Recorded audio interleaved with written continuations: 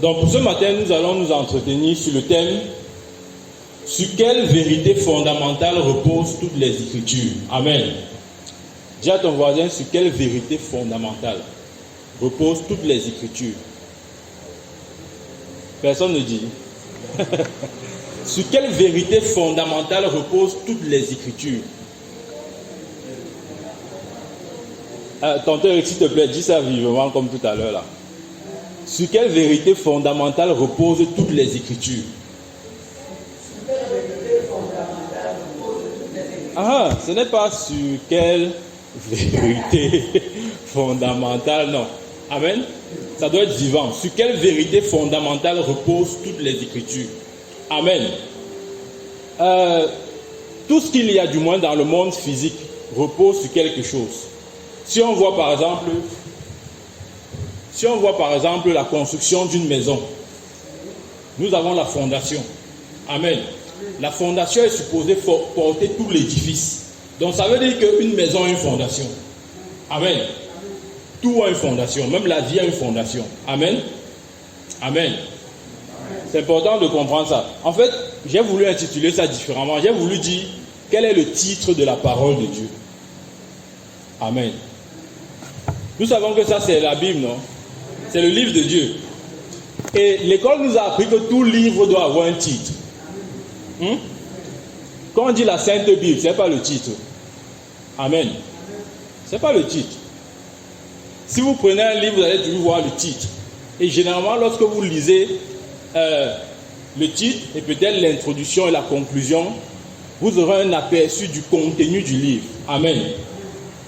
Donc je ne pense pas que je fais mal de dire quel est le titre de la parole de Dieu, c'est-à-dire le livre qu'on tient ici.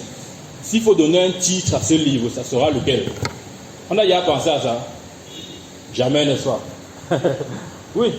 S'il faut donner un titre à ce livre, on va donner quel titre à ce livre? Amen. C'est de ça qu'on va parler ce matin. Et comme je l'ai dit, il y a une vérité sur laquelle se reposent toutes les Écritures. Et cette vérité est comme la colonne vertébrale. Amen. Est comme le fil d'Ariane, ou encore est comme le fil conducteur, ou le squelette de la parole. Amen. Ça veut dire si on enlève cette vérité, toute l'Écriture ne signifie rien du tout. Amen. Si la vérité que je m'apprête à vous partager n'est pas vraie, ça veut dire que tout le livre s'y est faux. Amen. Voilà pourquoi j'ai voulu intituler ça le titre du livre. Amen. Amen. Et c'est sur cette vérité que l'ensemble des Écritures, que ce soit de Genèse jusqu'à Apocalypse, repose. Amen. Lisons dans Jean chapitre 1. Demande à ton voisin s'il est préparé à entendre la parole de Dieu. Je ne sais pas ce qu'il en est de vous, mais moi je suis venu préparer. Amen. Amen. Dans Jean chapitre 1, verset 1, il dit « Au commencement était la parole, et la parole était avec Dieu, et la parole était Dieu. »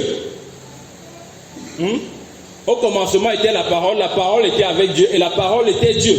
Verset 14, « La parole a été faite chair, et elle a habité parmi nous, pleine de grâce et de vérité. » Amen. Ça veut dire quoi? Ça veut dire la parole qui a été faite chair. C'est Jésus. Amen. La parole a été faite chair. J'aimerais qu'on suive très attentivement. La parole a été faite chair. C'est-à-dire la parole est devenue fils de Dieu. Amen. Amen. Tout le monde le dit, mais on ne comprend pas parfois la signification exacte de ce que ça signifie. On aime dire Jésus-Christ est le Fils de Dieu. Amen. Ce n'est pas faux, c'est vrai. Mais qu'est-ce que ça signifie? Jésus-Christ est le Fils de Dieu. Et s'il faut donner un titre à ce livre-ci, en première page, moi je dirais Jésus-Christ est le Fils de Dieu. Parce que ça résume toutes les Écritures. Je vais vous montrer pourquoi je dis ça. Amen. Et c'est sur cette vérité que tout l'ensemble des Écritures repose. Si on enlève le fait que Jésus-Christ est le Fils de Dieu, la Bible ne veut rien dire. Absolument rien. Amen. Tout ce qui est écrit là est faux si Jésus-Christ n'est pas le Fils de Dieu. Dis avec moi Amen. Dis avec moi Amen. Le Fils de Dieu c'est quoi? Ça veut dire quoi? Je veux dire Ouais, souvent on a tendance à comprendre Fils de Dieu dans notre compréhension humaine. Amen. On a une compréhension humaine, non? C'est-à-dire que voilà peut-être ma fille. Quand je dis que c'est ma fille, bon, on sait que bon, je l'ai accouchée. Bon, pas accouchée, elle sort de mes entrailles, etc. Amen. On a souvent cette compréhension de Fils de Dieu. On dit, ok, c'est un peu comme si Dieu le Père était là comme ça, là, et puis il a accouché Jésus. Hein, et Jésus est le Fils de Dieu. Non, ce n'est pas ce que ça veut dire.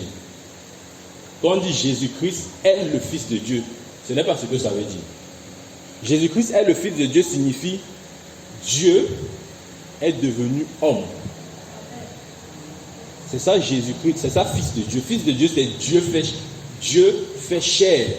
Exactement comme on a lu là. Au commencement était la parole était avec Dieu, et la parole était Dieu. Verset 14, la parole a été faite chair. Amen. Donc lorsque la parole de Dieu devient chair, c'est cette transformation qu'on appelle Fils de Dieu. Amen. Dis avec moi, Amen. Cette vérité est importante parce que si on manque de la saisir, comme j'ai dit, l'ensemble des Écritures, tout l'ensemble des Écritures ne veulent absolument rien dire. Nous sommes encore au début. Dis à ton voisin, demande à ton voisin s'il est là. Amen. Donc, Fils de Dieu, selon Jean 1, verset 1 et verset 14, c'est Dieu sous la forme humaine. Parce que Dieu, c'est la parole. Amen. Il est devenu chair à la personne de Jésus. Donc, quand on dit Jésus-Christ est le Fils de Dieu, ça veut simplement dire que Dieu est devenu homme.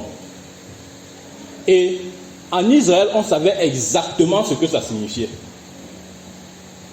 Ils avaient la compréhension de Fils de Dieu. Et ils n'avaient pas cette compréhension que l'on a, nous, de la notion de Fils de... Vous voyez, notre notion de Fils de, c'est plutôt comme si on a engendré, on a accouché à l'hôpital, les choses comme ça. Non, c'est pas ça. Amen. Fils de Dieu veut dire Dieu devenu chair. Dis avec moi, Amen. Amen. Et c'est important de comprendre parce que notre aspect physique, c'est-à-dire tel que je suis, c'est juste une image ou une représentation de mon esprit. Nous sommes ici, ne soyons pas distraits. C'est juste une image ou une représentation de mon esprit. Qu'est-ce que je veux dire par là? C'est parce que mon esprit a des yeux que j'ai des yeux physiques. Amen. Je peux voir avec les yeux de mon esprit. Amen. C'est parce que mon esprit peut entendre que j'ai les oreilles physiques. Est-ce qu'on comprend ce que j'essaie de dire? C'est parce que mon esprit peut parler que j'ai la bouche. Amen. C'est parce que mon esprit a des mains que j'ai des mains. Rappelez-vous, la Bible dit que la main de l'Éternel n'est pas trop courte pour agir, ni son oreille trop dure pour entendre. Et la Bible nous dit dans Jean 4 que Dieu est esprit. Amen. Donc ça veut dire que la Bible est en train de dire que Dieu est esprit. Et en tant qu'esprit, il a la main et il a la bouche. Amen. Et mieux, Dieu a les pieds. Comment je sais ça? La Bible dit que la terre est son marchepied. Ça veut dire qu'il marche avec ses pieds. Amen. Donc, notre représentation physique est l'image de notre esprit en fait. Amen. C'est important de comprendre ça. C'est simplement pour dire que Jésus aussi, de la même manière que mon corps physique est la représentation exacte de mon esprit à partir des facultés que sont l'huile, l'odorat, etc. Jésus aussi incarne pleinement la divinité. Et c'est pourquoi il est Fils de Dieu. Dis avec moi, Amen. Regardez ce que Colossiens dit. Colossiens chapitre 1, verset 15. Il est écrit, Colossiens 1, verset 15. Soyons très vigilants. Cet enseignement-ci, Colossiens 1, verset 15. Il dit, il est l'image du Dieu invisible, le premier-né de toute la création. Amen. Là, c'est Paul qui parle de Jésus. Il dit, Jésus est l'image du Dieu invisible. Amen. Que signifie Jésus est l'image du Dieu invisible? Ouais, on a tous des laptops. Hein? Ou des machines desktop, peu importe. Alors, lorsque vous voulez par exemple travailler sur des logiciels, que ce soit Excel ou Word, il y a les icônes qui sont sur le bureau. Amen. Et vous ne pouvez pas ouvrir un logiciel à partir du bureau sans cliquer sur l'icône du logiciel. Amen. Ça veut dire que l'icône du logiciel est la porte d'accès dans le logiciel. Amen. il représente le logiciel. C'est pourquoi quiconque clique sur le logiciel a accès au logiciel proprement dit. Amen. Je veux dire, quiconque clique sur l'icône a accès au logiciel proprement dit. Amen. Donc, lorsqu'on dit Jésus-Christ est le Fils de Dieu, ou Jésus-Christ est l'image du Dieu invisible, ça veut dire qu'il est l'effigie, le portrait. Il est la représentation. Et c'est important de savoir ça parce que jusqu'à ce que la parole soit faite chair, c'est-à-dire jusqu'à ce que Dieu soit fait chair, aucun ange ne savait à quoi représentait physiquement Dieu. Amen. C'est lorsque Jésus est né à Bethléem qu'ils ont vu à quoi Dieu, sous la forme humaine, ressemble. Amen. Est-ce que nous sommes ensemble? C'est là où ils ont vu pour la première fois à quoi le Dieu Tout-Puissant là, que les Hébreux, avant de prononcer son nom, lavent 7 fois leurs mains, font toutes ces choses-là. Ils ne savaient pas qui était Dieu. Jusqu'à ce que Jésus naisse, même les anges ont guetté. Ah, c'est comme ça que Dieu est. Amen.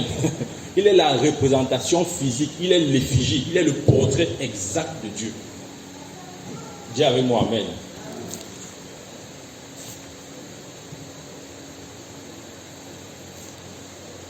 Colossiens chapitre 2, versets 2 à 3. Il est écrit: afin qu'il ait le cœur rempli de consolation, qu'il soit uni dans la charité et enrichi d'une pleine intelligence pour connaître le mystère de Dieu, savoir Christ, mystère dans lequel sont cachés tous les trésors de la sagesse et de la science. Amen.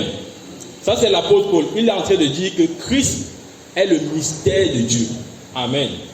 C'est-à-dire que la manifestation physique sous la forme humaine de la parole est le mystère de Dieu.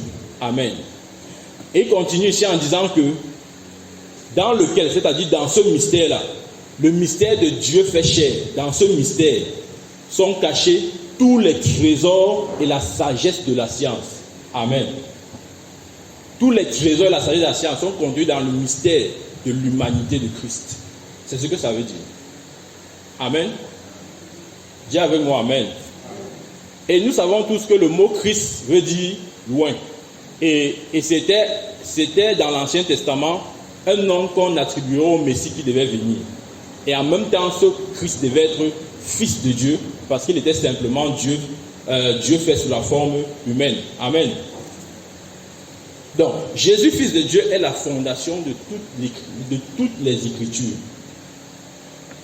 Parce que si vous voyez, dès la Genèse, allons-y doucement, dès la Genèse, quand Adam a péché, la Bible dit que Dieu a sacrifié un animal, il l'a recouvert avec une peau.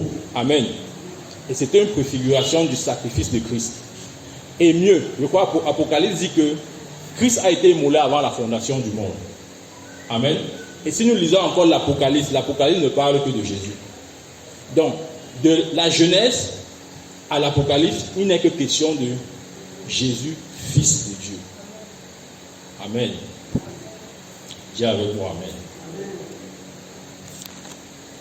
Si Jésus n'est pas le Fils de Dieu, toutes les Écritures sont fausses et le salut n'est qu'illusion. Parce que notre salut repose sur le fait qu'il soit Fils de Dieu. C'est une vérité qui, du moins jusqu'à ce que Dieu ouvre mes yeux sur ça, je ne voyais pas ça de cette manière. Amen. Je ne voyais vraiment pas ça de cette manière. Pourtant, c'est là que se trouve le nœud. Regardons un peu dans Matthieu. Notre salut n'a de sens que parce que Jésus est Fils de Dieu. Amen. Ne vous inquiétez pas, on ne va pas parcourir les Écritures, nous allons tous voir ça. Matthieu 16. Nous sommes ensemble. Matthieu 16. Si Jésus-Christ n'est pas Fils de Dieu, la Bible ne veut absolument rien dire. Matthieu 16, versets 13 à 20. Il est écrit: Jésus étant arrivé dans le territoire de Césarée de Philippe, demanda à ses disciples: Qui dit-on que je suis? Moi, le Fils de l'homme. Écoutez bien, si vous soulignez moi, le Fils de l'homme. Qui dit-on que je suis? Moi, le Fils de l'homme. Il continue, Il répondit, les uns disent que tu es Jean-Baptiste, les autres Élie, et les autres Jérémie, ou l'un des prophètes. Et vous, leur dit-il, que dites-vous que je suis? Amen. Simon-Pierre répondit, tu es le Christ, le Fils du Dieu. Nous sommes ensemble.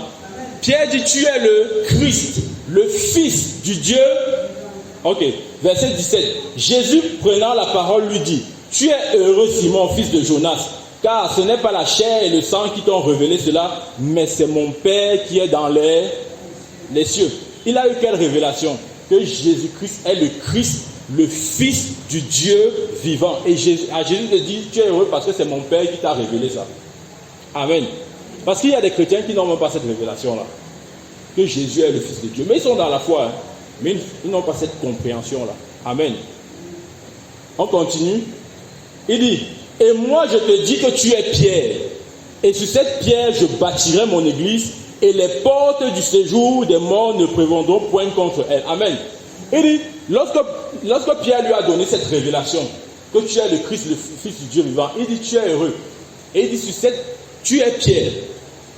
Revenons un peu dans le grec, ce que ça signifie. En français, on dit Pierre, mais on ne comprend pas exactement. Il dit, dans le grec, c'est tu es Pétros. Ça, c'est Pierre en grec. Et sur cette Pétra, c'est-à-dire sur cette révélation que tu as eue de moi en tant que fils de Dieu, c'est sur cette révélation que je vais bâtir mon église. Amen. Donc ça veut dire que même l'église tient parce que Jésus est le Fils de Dieu. Amen. C'est ce que ça veut dire. L'église n'a de sens que parce que Jésus est le Fils de Dieu. La Bible n'a de sens que parce que Jésus est le Fils de Dieu. Amen. Amen. Il continue en disant, je te donnerai les clés du royaume des cieux. Pourquoi? Parce qu'il a la révélation que Jésus est le Fils de Dieu. Jésus dit, je vais te donner les clés parce que tu as compris que je suis le Fils de Dieu. Amen. J'aimerais qu'on comprenne ceci, la clé du christianisme, la clé de la parole de Dieu, c'est sur la révélation de Jésus est le Fils de Dieu. Amen. Allons-y doucement, parce que bientôt on va attaquer d'autres points plus intéressants. Amen. Il dit, je te donnerai les clés du royaume, ce que tu liras sur la terre sera lié dans les cieux, ce que tu délieras sur la terre sera délié dans les cieux. On aime citer le verset là, oh, ce que tu liras sur la terre sera lié dans les cieux. Est-ce que tu as la révélation que Christ est le Fils de Dieu? Parce que c'est sur cette révélation que Jésus a dit non seulement qu'il va bâtir son église et qu'il donne à Pierre les clés du royaume. Amen. Est-ce que nous sommes ensemble? Ok. Revenons dans Romains. Romains chapitre 1. Romains chapitre 1, du verset 1 à 3. Suivons ce que l'apôtre Paul dit ici. Romains chapitre 1, verset 1 à 3. Paul, serviteur de Jésus-Christ, appelé à être apôtre, mis à part pour annoncer l'évangile de Dieu qui avait été promu auparavant de la part de Dieu par ses prophètes dans les saintes écritures et qui concerne son fils. Voilà, c'est là où c'est intéressant. Né de la postérité de David. Amen. Lorsque Jésus avait demandé à ses disciples, qui dit-on que je suis? Moi, le Fils de l'homme. Vous vous rappelez? Il n'a pas dit moi, le Fils de Dieu. Il a dit moi, le Fils de l'homme. C'est Pierre qui lui a dit que tu es le Fils de Dieu. Amen. En d'autres termes, Jésus voulait dire ceci. Qui dites-vous que je suis? Moi, celui qui est né de la postérité de David selon la chair. Est-ce que vous me voyez plus que ça? Plus qu'un élément de la postérité de David selon la chair. Amen. Parce qu'il sortait de la tribu de Juda. Amen. C'est-à-dire, il voulait savoir, est-ce que mon humanité n'est que charnelle pour vous? C'est-à-dire l'humanité du fait que tu sors de la tribu de Juda. Amen. Et revenons sur le passage, ce que l'apôtre Paul dit. Il dit, et qui concerne son fils, né de la postérité de David selon la chair, est déclaré fils de Dieu avec puissance, selon l'esprit de sainteté, par sa résurrection d'entre les morts, Jésus-Christ, notre Seigneur. Amen. Amen. Donc nous voyons que même l'apôtre Paul établit la vérité de Christ ou de Jésus en tant que fils de Dieu comme la vérité fondamentale de la foi. Amen. C'est sur ça que repose la foi. Dis à ton voisin, Jésus est le Fils de Dieu. Amen. Regardons quelque chose. On va réfléchir ensemble. Pourquoi est-ce que Jésus est mort? On s'est déjà posé cette question. Pourquoi est-ce que Jésus est mort? Amen. C'est une question très pertinente. Très pertinente. Pourquoi est-ce que Jésus est mort? Pourquoi? Parce que si on a la cause de sa mort, on aura si on a la cause de sa mort, on aura la raison de notre salut. Vous comprenez ma logique? Si je sais pourquoi Jésus est mort, je saurai sur quoi mon salut se repose. On comprend ce qu'il veut dire? Si je répète, si je sais pourquoi Jésus est mort, je saurai sur quoi mon salut se repose. C'est logique, non? Ok, ouvrons dans Jean 19, versets 6 à 7. Jean 19, versets 6 à 7. Il dit ici,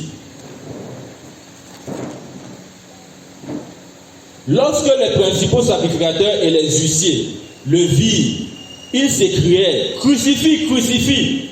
Pilate leur répondit, prenez-le vous-même et crucifiez-le, car moi je ne trouve point de crime en lui. Verset 7. Les Juifs lui répondirent, nous avons une loi. Suivez bien, c'est la clé ici là. Nous avons une loi. Et selon notre loi, il doit mourir. Pourquoi? Parce qu'il s'est fait fils de Dieu. Amen. Les Juifs ont dit Jésus doit mourir parce qu'il s'est fait fils de Dieu. Amen. Donc c'est parce qu'il a déclaré qu'il est fils de Dieu que les Juifs ont dit qu'on doit le crucifier. Parce qu'ils comprenaient bien ce que signifie fils de Dieu. En réalité, Jésus était en train de leur dire que moi que vous voyez là, je suis le Tout-Puissant fait chair. Imaginez-vous. Si quelqu'un, imaginez un peu qu'il vienne au Dieu et dit que je suis Dieu Tout-Puissant fait chair, mais vous allez me lapider. Ça n'a pas de sens. Amen. Donc, pour qu'un homme dise qu'il est le Dieu Tout-Puissant fait chair, c'était un blasphème. Et ce n'était que le Messie qui était autorisé à dire cette phrase. Et le problème, c'est que les Juifs n'avaient pas discerné que Jésus était ce Messie. Amen. Nous sommes ensemble. Il dit, les Juifs lui répondirent, nous avons une loi. Et selon notre loi, il doit mourir. Parce qu'il s'est fait fils de Dieu. Amen. Donc il est mort parce qu'il s'est fait fils de Dieu. Dis avec moi, amen. Revenons continuons dans Jean 20, verset 31. Jean 20, verset 31. Ça, c'est l'apôtre Jean qui donne le résumé de son évangile. Il dit ceci, mais ces choses ont été écrites afin que vous croyiez que Jésus est le Christ, le Fils de Dieu, et qu'en croyant, vous ayez la vie en son nom. Amen. L'apôtre Jean dit qu'en fait, il écrit l'évangile de Jean dans un seul but. Et le but de son évangile de Jean, ou de son évangile, c'est de démontrer que Jésus-Christ est le Christ, le Fils de Dieu. Amen. Donc, l'apôtre Jean résume son évangile sur ce point. Que Jésus-Christ est le Fils de Dieu. C'est ce qu'il dit à la fin de son évangile. Amen. Il dit, ces choses ont été écrites afin que vous sachiez que Jésus-Christ est le Fils de Dieu. Amen. Donc, selon Jean, la conclusion de l'évangile, c'est Jésus-Christ est le Fils de Dieu. C'est tout. Amen. J'espère que ça ne trouble personne. Romains chapitre 10, verset 9. Il dit ceci. Nous connaissons bien ce passage. Romains chapitre 10, verset 9, il dit, si tu confesses de ta bouche le Seigneur Jésus, et si tu crois dans ton cœur que Dieu l'a ressuscité d'entre les morts, tu seras... On ne connaît pas ce verset. Tu seras... je recommence. Si tu confesses de ta bouche le Seigneur Jésus, et si tu crois dans ton cœur que Dieu l'a ressuscité d'entre les morts, tu seras... Voilà. La bonne question, c'est confesser donc quoi? Amen. Revenons sur l'épître de Jean maintenant, parce qu'on était dans l'évangile. Allons dans l'épître. 1 Jean. Jean clarifie encore ce point. 1 Jean chapitre 4, verset 15. 1 Jean chapitre 4, verset 15. Il dit ceci, suivez attentivement. Celui qui confesse que Jésus est le Fils de Dieu. Dieu demeure en lui et lui en Dieu. Amen. Il dit celui qui confesse que Jésus-Christ est le Fils de Dieu, Dieu demeure en lui. Amen. Si tu confesses selon Jean, tu confesses que Jésus-Christ est le Fils de Dieu, Dieu demeure en toi. Parce que la fondation de la foi chrétienne repose sur cette vérité. Jésus-Christ est le Fils de Dieu. Amen. Est-ce qu'on voit ça dans les Écritures? Amen. Allons dans Actes chapitre 8. Actes chapitre 8. Actes chapitre 8, verset 26. Nous connaissons très bien ce passage, mais je vais juste lire le verset qui nous intéresse. C'est le scénario avec Philippe et l'eunuque éthiopien. Nous nous rappelons, non? Où l'esprit emporte Philippe, le jette quelque part et puis il fait sa rencontre avec l'eunuque éthiopien. Et l'eunuque éthiopien était en train de lire le livre d'Ésaïe. Et quand il lisait à un moment donné, quand Philippe est venu, il a dit, mais c'est de qui que le prophète Ésaïe est en train de parler? Et Philippe lui a dit, en fait, il s'agit de Jésus. Donc, on va plutôt lire un peu vers la fin de leur entretien. Voilà, lisons à partir du verset 34. L'eunuque dit à Philippe, je te prie, de qui le prophète parle-t-il ainsi? Est-ce de lui-même ou de quelque autre? Alors Philippe, ouvrant la bouche et commença par ce passage, lui annonça la bonne nouvelle de Jésus, verset 36. Comme ils continuaient leur chemin, ils rencontraient de l'eau. Et l'eunuque dit, voici de l'eau. Qu'est-ce qui m'empêche que je sois baptisé? Verset 37. Écoutez bien. Verset 37. Philippe dit, si tu crois de tout ton cœur, cela est possible. Écoutez la réponse de l'eunuque. L'eunuque répondit, je crois que Jésus-Christ est le Fils de Dieu. Amen. Il fit arrêter le char. Philippe et l'eunuque descendirent tous les deux dans l'eau. Philippe baptisa l'eunuque. Amen. Il a baptisé l'eunuque sur quelle révélation? Jésus-Christ est le Fils de Dieu. Amen. C'est une vérité qui doit suffisamment nous pénétrer. Amen. On voit dans les Écritures. Amen. Jésus-Christ est le Fils de Dieu. Dès qu'il a dit ça, il a dit, ok, allons, je te baptise. Parce que l'Église est bâtie sur cette vérité. Jésus-Christ est le Fils de Dieu. Il a dit à Pierre, tu es Pétros, et sur cette pétra, je bâtirai mon Église. Amen. Dis avec moi, Amen. J'espère que nous sommes ensemble. L'humanité de Jésus, en tant que Fils de Dieu, est le mystère de tout l'Évangile. Amen. Car c'est dans le mystère de son humanité que s'est accomplie notre réconciliation avec Dieu.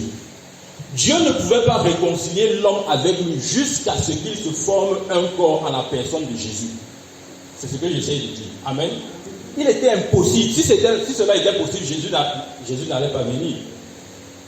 C'est parce que pour que la réconciliation de Dieu et de l'homme ait place, il fallait un corps pur qui va se donner pour l'humanité. Amen. Et c'est ce que Paul va dire dans 2 Corinthiens. 2 Corinthiens chapitre 5. 2 Corinthiens chapitre 5, versets 16 à 17. Il dit ici, suivez. Non, versets 17 et 18. Si quelqu'un est en Christ, il est une nouvelle créature. Les choses anciennes sont passées. Voici, toutes choses sont devenues nouvelles. Suivant le verset 18. Et tout cela vient de Dieu, qui nous a réconciliés avec lui par Christ. Amen. Et qui nous a donné le ministère de la réconciliation. Il nous a réconciliés avec lui par Christ est le Fils de... Amen. Et si vous lisez la Bible attentivement, vous allez vous rendre compte que lorsqu'on parle de Christ, toujours à côté, on met Fils de Dieu. Amen. Parce que c'était le nom que porterait le Messie. Et ce Messie ne pouvait qu'être le Fils de Dieu, c'est-à-dire Dieu venu sous la forme humaine. Amen. Amen. Parce que dans l'humanité de Christ, c'est dans l'humanité de Christ qu'on retrouve son sang. Nous sommes d'accord? Hein? Si la parole n'avait pas été faite chair, on devait trouver le sang. Amen. Ce que je veux dire, c'est qu'il faut que je sois homme pour que j'aie du sang. Un esprit n'a pas le sang. Amen. Un esprit n'a pas le sang. Il faut que je sois homme pour avoir le sang. Amen. Dis avec moi Amen. Et nous connaissons bien ce passage d'Hébreu que je vais lire. Hébreu 9, verset 22, qui dit: et presque tout, d'après la loi, est purifié avec du sang. Et sans effusion de sang, il n'y a pas de pardon. Je vais revenir sur ça. Le mot approprié à utiliser ici, ce n'est pas pardon, c'est rémission. Nous allons voir pourquoi. Amen. Mais il dit déjà que tout, et presque tout, d'après la loi, est purifié avec du sang. Amen. Et sans effusion du sang, il n'y a pas de rémission. En fait, ce n'est pas pardon, c'est rémission. Parce qu'en Christ, nous n'avons pas le pardon de nos péchés, mais nous avons la rémission. Amen. On va expliquer les deux notions. Nous avons la rémission. Mais il dit cette rémission nous a accordée par le sang. Amen. Dis avec moi Amen. Donc, lorsque par exemple, il y a des hommes de Dieu qui ont vraiment un peu bouleversé le monde avec l'évangile, etc.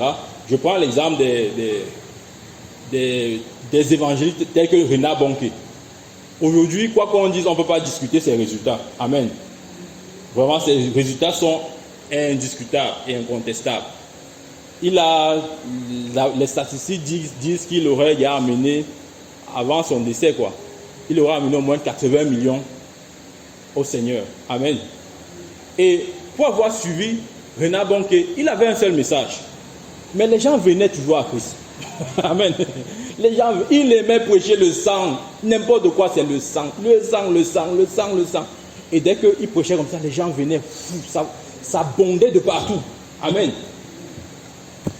La Bible dit, sans effusion du sang, il n'y a pas de pardon pour les péchés. Dis avec moi, Amen. La vérité, c'est que dans la rémission, selon Hébreu 9, verset 22, la rémission ou le pardon nous a accordé par le sang. D'accord? Donc, il n'y a pas de rémission sans le sang. Il n'y a pas de sang sans l'humanité. Amen. Et dans le cas de Jésus, il n'y a pas d'humanité sans le statut de fils de Dieu. J'aimerais qu'on garde un peu ce chemin-là. La rémission de nos péchés, selon Hébreux 9, 22, a été accordée par le sang. Sans effusion de sang, il n'y a pas le pardon des péchés. Amen. Et au-dessus de la rémission, on a le sang. Au-dessus du sang, on a l'humanité. Parce qu'il peut y avoir de sang que s'il y a un corps. Et ce n'est pas n'importe quel type de corps. Ça doit être un corps selon le modèle de Dieu. Et le seul modèle de Dieu, c'était Jésus. C'est pour ça qu'il est appelé Fils de Dieu. Dis avec moi, Amen. Revenons maintenant sur la différence entre le pardon et la rémission. Les traducteurs de la Bible ont utilisé un peu ça de manière interchangée comme ça là. Donc en fait, quand ils arrivaient quelque part, ils ne savaient pas trop s'il faut mettre pardon, s'il faut mettre rémission. Amen. Et la vérité aussi, c'est que la Bible n'a pas été écrite en français. Donc, des fois, pour bien étudier la Bible, il faut aller dans les textes originaux pour que ça donne la substance du mot dans le langage, soit hébreu ou grec. Amen. Dis avec moi, Amen.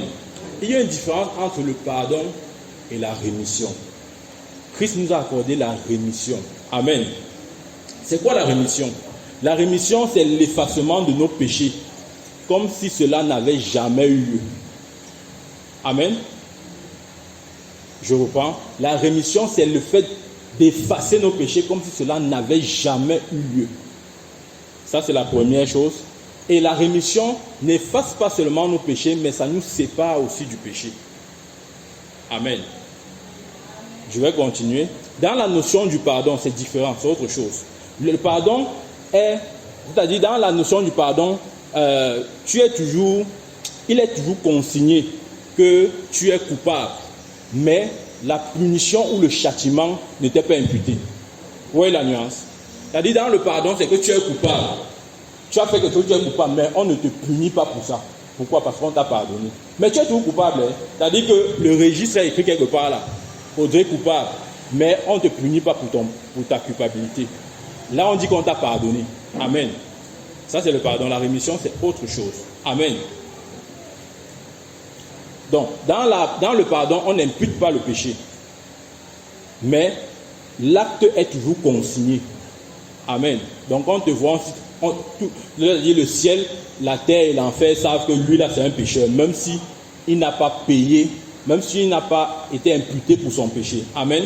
Mais dans la rémission, le registre ou disons l'enregistrement de nos péchés sont effacés comme si on n'avait jamais rien fait. Amen. Et c'est ça que nous avons dans le sang. Nous avons la rémission, on n'a pas le pardon. Amen. La rémission est une séparation complète entre le péché et l'homme. Ce n'est pas seulement qu'on ne t'impute pas la conséquence de ton péché, mais toi-même et le péché, on vous a séparés. Amen. Dans le pardon, on ne te punit pas, mais c'est enregistré que tu es coupable. Tu es coupable. Amen. Donc, vu dans ce sens, on ne peut pas dire que Christ nous a donné le pardon, il nous a donné la rémission. Amen. Pourquoi? Parce qu'il ne nous voit plus comme coupables. C'est ça en fait, la rémission fait qu'on ne te voit plus comme coupable. Mais le pardon, tu es toujours coupable, mais on ne te punit pas pour ton péché. On voit la nuance? Amen. Donc, vu dans ce sens, le sang de Christ nous a donné la rémission de nos péchés. La culpabilité a été enlevée et la conséquence même, c'est-à-dire la pénalité, a aussi été enlevée. Amen. Nous n'avons rien des deux, nous sommes complètement libres. Dis avec moi Amen. Dis avec moi Amen. La rémission, c'est une complète séparation de l'offense et de l'homme. Amen.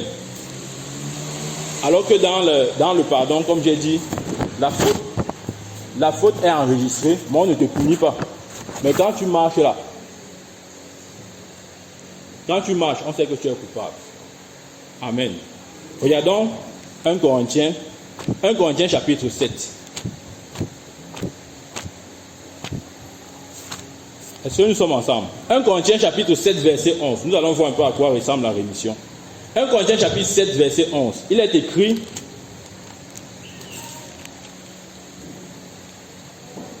ouais, à ceux qui sont mariés, je lis à partir du verset 10. À ceux qui sont mariés, j'ordonne, non pas moi, mais le Seigneur, que la femme ne se sépare point de son mari. Et si elle est séparée, qu'elle demeure sans se marier ou qu'elle se réconcilie avec son mari et le mari ne répudiera pas sa femme. Amen. Amen. Le mot répudier ici, c'est le même mot qu'on utilise pour rémission. Amen.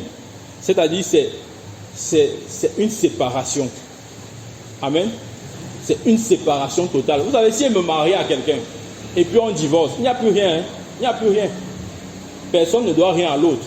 Elle ne va pas venir sur le rapport ou sur le prétexte du mariage réclamer quoi que ce soit. Si on est déjà divorcé, on est divorcé. On est comme deux célibataires en fait. Amen. Et c'est comme ça que la rémission nous a séparés de nos péchés. De telle sorte que quand Dieu nous voit, il ne nous voit plus comme des gens coupables. Dis avec moi Amen. Pourquoi? Parce que dans la rémission, on a également la justification. Mais avant, lisons Lévitique. Il y a aussi un passage dans Lévitique qui explique bien cette vérité. Lévitique chapitre 25, verset 10. Lévitique 25, verset 10.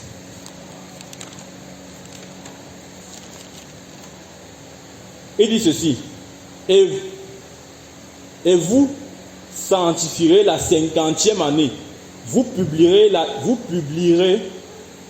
la liberté dans le pays pour tous ses habitants. Ce sera pour vous le jubilé.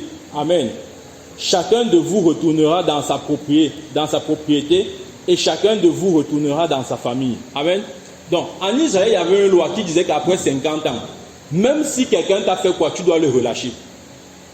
Même s'il te devait quoi, à la 50e année, tu le libères totalement. Il ne te doit plus rien et tu ne peux plus affecter une sorte de punition du fait de sa dette qu'il a envers toi. Amen. C'est ce que la Bible appelle jubilé.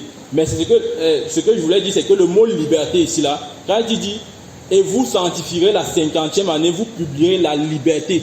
C'est le même mot qui a été utilisé pour la rémission. Une séparation totale. Amen. C'est exactement comme ça que Dieu nous voit. Revenons dans Actes maintenant. Actes chapitre 13. Actes chapitre 13, verset 38. Actes chapitre 13, verset 38. Nous sommes ensemble.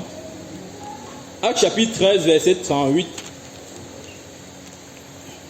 à 39. Il dit ceci: sachez donc, hommes frères, que c'est par lui que le pardon des péchés vous est annoncé. Non, ce n'est pas pardon, c'est rémission. Vous voyez, lorsqu'on comprend bien la notion de pardon et rémission, on voit qu'il ne peut pas s'agir du pardon ici. Parce que dans le pardon, tu es toujours coupable, mais on ne t'impute pas ta faute. Mais Dieu ne nous a pas seulement enlevé la punition de nos fautes, mais il nous a aussi enlevé la culpabilité. Amen. De telle sorte que nous soyons plus coupables. Donc la bonne version ici, là, c'est plutôt, car c'est par lui que la rémission des péchés vous est annoncée. Amen. Verset 39. Et que quiconque croit est justifié par lui de toutes les choses dont vous ne pouviez être justifié par la loi de Moïse. Amen. Donc dans la rémission, nous avons la justification. On aime souvent dire que nous sommes justifiés. Ça n'a de sens que parce qu'il y a la rémission. On ne peut pas parler de justification dans le pardon, non. Parce que dans le pardon, tu es toujours coupable. Sauf qu'on ne te punit pas, mais tu es coupable. Mais dans la rémission, tu es totalement libre. Amen. Voilà pourquoi il dit, c'est par lui que la rémission des péchés vous est annoncée, et quiconque croit en lui est justifié. Nous savons bien ce que justifier veut dire. C'est-à-dire déclarer non coupable.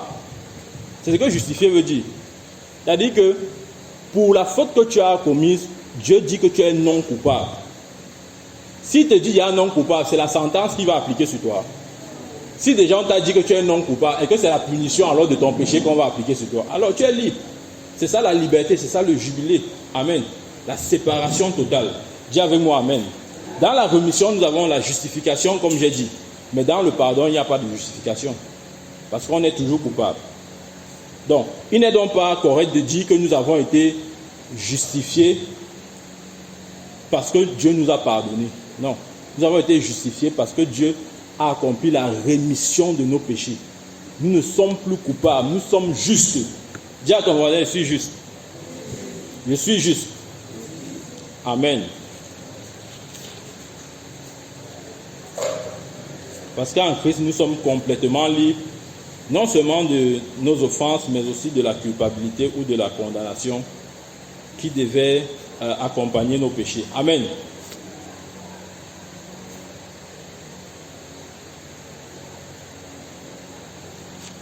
Et voyons ceci. En réalité, il y a eu la punition de nos péchés. Amen. Dis avec moi amen. Galates dit ceci, Galates chapitre 2, verset 20. Galates.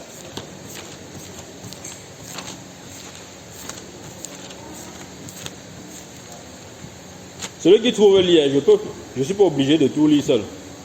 Galates chapitre 2, verset 20, il dit, j'ai été crucifié avec Christ. Amen. J'ai été crucifié avec Christ. Donc l'apôtre Paul avait la compréhension que lorsque on crucifiait Christ, là, Christ n'était pas seul. Il était avec lui. C'est ça qu'il dit, j'ai été crucifié avec lui. Amen. J'ai été crucifié avec Christ. Amen. Il avait cette compréhension exacte. Parce qu'en réalité, il fallait bien que Dieu frappe. Dieu frappe pour nos péchés. Il fallait bien que quelqu'un en paye. Ça ne pouvait pas juste passer comme en sourdine comme ça. Non, il fallait que le péché, là, Dieu frappe sur ça. Mais Paul dit ici, j'ai été crucifié avec Christ. Amen. Dis avec moi amen. Dis avec moi amen. Dans Actes chapitre 17, verset 1 à 3, il dit ceci. Actes chapitre 17, verset 1 à 3. Paul et Silas, ça c'est le récit de Paul et de Silas à Thessalonique et aussi à Bérée. Donc il dit du verset 1 à 3, il dit, Paul et Silas passaient par Amphipolis et Apollonie et ils arrivaient à Thessalonique, suivez bien, où les Juifs avaient une synagogue. Paul y entra selon sa coutume. Pendant 3 sabbats, il discuta avec eux d'après les Écritures. Verset 3. Regardez ce que Paul dit. Expliquant et établissant que le Christ devait souffrir et ressusciter des morts. Amen. Et Jésus, que je vous annonce, disait-il, c'est lui qui est le Christ. Nous sommes ensemble. Il dit c'est Jésus-là qui est le Christ. Amen. Qu'est-ce qu'il faisait? Il expliquait, il établissait le fait que Christ devait souffrir et ressusciter des morts.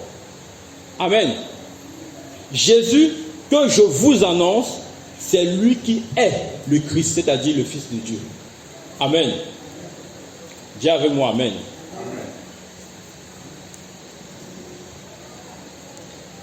Dis avec moi, Amen. Nous avons en Christ la rémission de nos péchés. Amen. Pour comprendre encore ça, voici un exemple. Nous sommes ensemble. Si je te dois 500 000 et que je ne te paye pas cette dette, et tu décides de m'amener au tribunal de Koti, on arrive là-bas et je trouve quelqu'un qui paye ma dette, c'est-à-dire qui te rembourse tes 500 000. Est-ce que tu vas dire que tu m'as pardonné? Non. Parce que ta dette a été payée. Du moins, la dette que j'avais avec toi a été payée par quelqu'un d'autre. Tu ne vas pas pardonner. Parce que si tu me pardonnais, tu n'allais pas m'amener au tribunal. Amen. C'est exactement ce que Jésus a fait. Amen. Il a payé cette dette-là pour que nous soyons libres. Dis avec moi, Amen. Dis avec moi, Amen.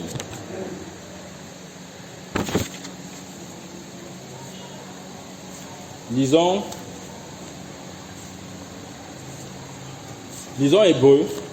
Hébreux chapitre 10, verset Hébreux chapitre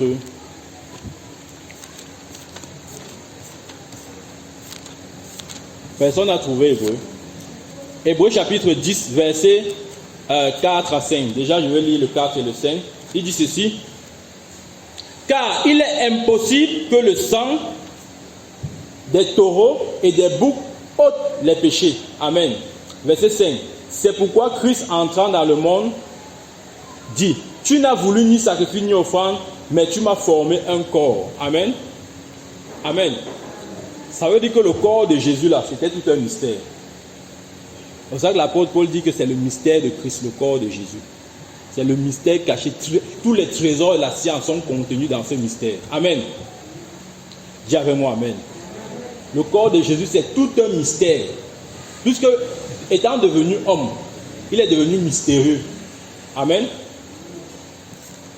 On va lire maintenant du verset 11 à 20. Il dit ceci là-bas. C'est écrit. Et tandis que tous les... Regardez, suivons attentivement cette partie, c'est important. Et tandis que tout sacrificateur fait chaque jour le service et offre souvent les mêmes sacrifices qui ne peuvent jamais ôter le péché, lui, après avoir offert un seul sacrifice pour les péchés, s'est assis pour toujours à la droite de Dieu. Verset 13. Attendant désormais que ses ennemis soient devenus son marchepied, car par une seule offrande, il a amené à la perfection pour toujours ceux qui sont sanctifiés. Verset 15. C'est ce que le Saint-Esprit nous atteste aussi, car après avoir dit, voici l'alliance que je ferai avec eux, après ces jours, dit le Seigneur, je mettrai mes lois dans leur cœur et je les écrirai dans leur esprit. Verset 17. Et je ne me souviendrai plus de leur péché ni de leur iniquité. Amen. Ça, c'est aussi l'esprit de la rémission. Dieu oublie. Amen. Mais le problème, c'est que comme on n'a pas cette révélation, on a toujours tendance à venir devant Dieu en lui rappelant nos péchés. Il dit ici, je ne me souviendrai plus de leurs péchés ni de leurs iniquités. Vous voyez ça? Et David avait dit dans les Psaumes, il avait dit, heureux la nation dont l'Éternel oublie ses péchés. C'était une prophétie de la rémission. Dans la rémission, il y a l'oubli total. Si je te dis, qu'est-ce qui s'est passé le deuxième jour de ta naissance, tu vas savoir. Tu ne peux pas savoir. C'est exactement ce qui se passe quand chaque fois on rappelle à Dieu nos anciens péchés. On essaye de lui faire se souvenir de ce qu'il a déjà oublié. Amen. C'est ce que la Bible dit ici. Il dit, je ne me souviendrai plus de leurs péchés ni de leurs iniquités. Or, là où il y a pardon, c'est-à-dire rémission, c'est pas pardon, c'est rémission des péchés, il n'y a plus offrande pour le péché. Amen. Verset 19. Ainsi donc, frères, puisque nous avons au moyen du sang de Jésus le verset ci est très intéressant. Nous avons au moyen du sang de Jésus une libre entrée dans le sanctuaire. Amen. Nous avons au moyen de quoi? Du sang de Jésus une libre entrée dans le sanctuaire. Amen. Gardez bien ce verset. Nous, ainsi donc, verset 19, frères, puisque nous avons au moyen du sang de Jésus une libre entrée dans le sanctuaire par la route nouvelle et vivante qu'il a inaugurée pour nous au travers du voile, c'est-à-dire sa chair, son corps. Amen. Donc, son corps et son sang nous a donné accès. Amen. C'est ce que l'apôtre Paul essaie de dire ici. Là. Il dit, j'aime bien ce verset, nous avons une libre entrée dans le sanctuaire au moyen de son sang. Et c'est important parce que même dans l'ancienne alliance, le sacrificateur, quand il devait faire le sacrifice, il devait apporter le sang. Il ne pouvait pas entrer dans le sein des saints sans le sang. Il meurt sur place. Amen. Et c'est exactement ce que Jésus a fait. Parce que donc il est ressuscité, la Bible dit qu'il s'est présenté à Marie, etc. Et il voulait le toucher, il a dit ne me touche pas. Va dire à mes disciples, c'est-à-dire mes frères, que je monte vers Dieu, leur Dieu, mon Père et leur Père. Amen. Et la Bible dit qu'il est entré dans le sanctuaire avec son sang. Amen.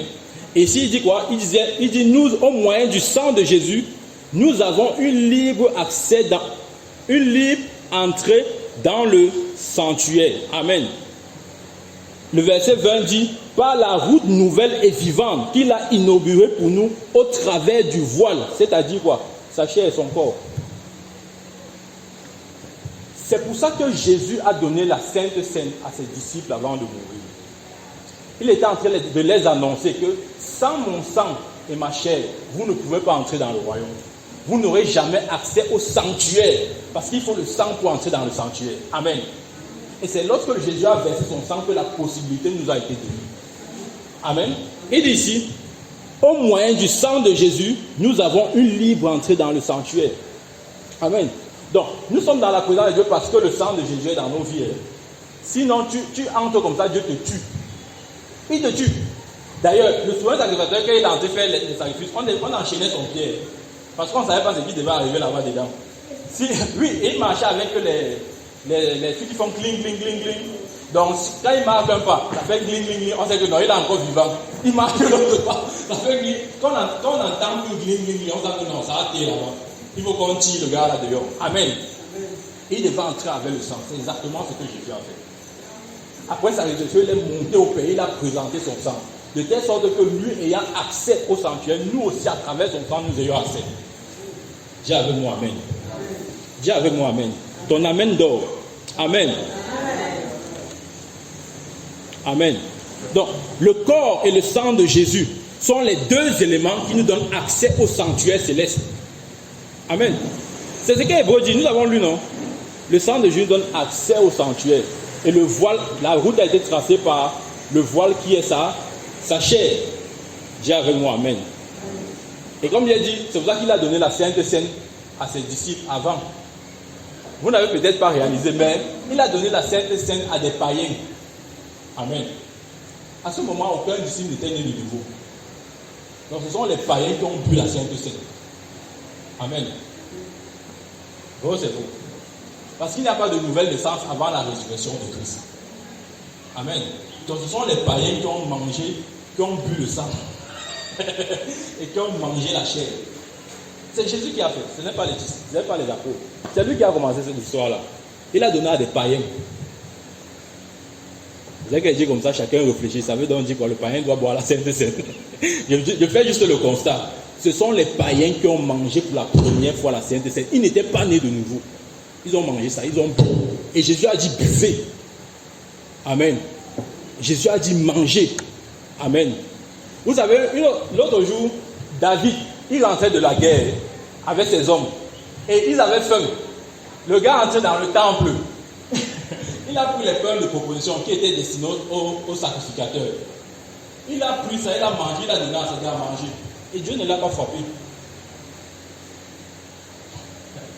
Il y a des choses dans la parole, quand tu lis ça te tourne. Amen. Dieu ne l'a pas frappé.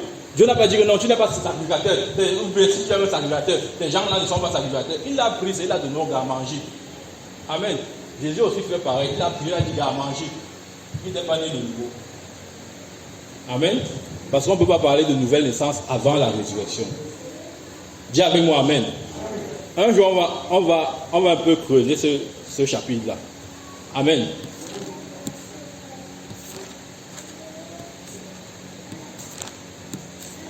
Donc, le sang et le corps de Jésus, c'est la porte pour le royaume de Dieu. Amen.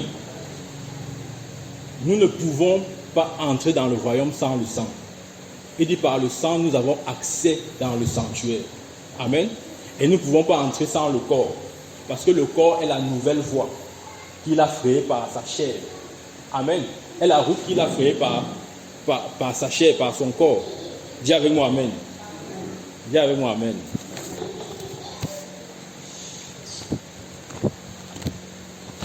Dans Matthieu chapitre 28, Matthieu chapitre 26, je veux dire. Matthieu chapitre 26, verset 28. Il dit ceci.